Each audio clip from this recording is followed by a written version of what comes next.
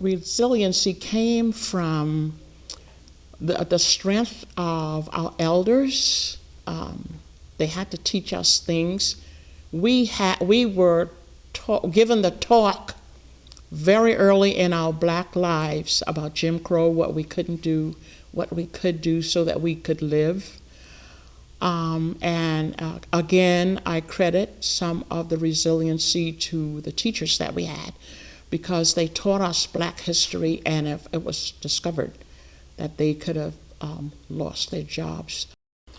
On the first day of the demonstration, more than 700 kids from the South Carolina State went downtown Orangeburg, South Carolina, and we tried to go downtown so we could get to F.W. Woolworth, and we got turned around.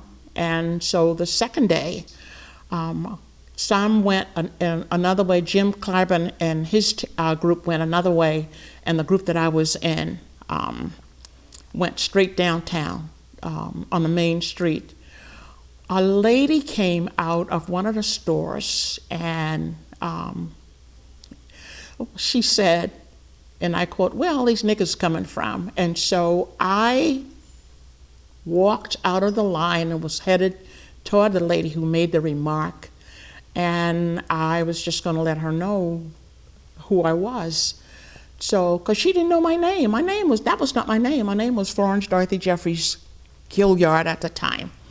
And so someone pulled me back and said, "If you can't stand the heat, get out of the kitchen." And I think on that day I was baptized into nonviolence.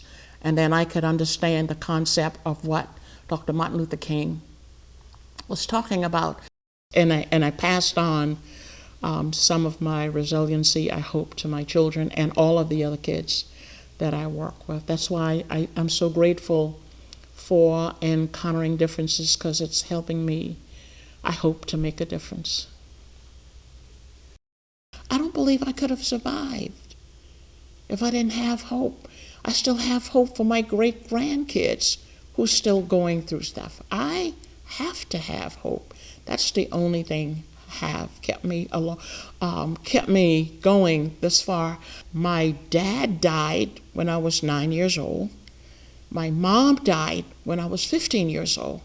So by the time I was 15 years old, the only thing that I had was hope. I had to pray that somebody would take me in so I would not end up in an orphanage. And I hoped, and I never dreamed that I would be able to go to college. But somehow I just believed by taking that scholarship test that I was going to pass. And I hoped that I would be able. So hope is in my DNA.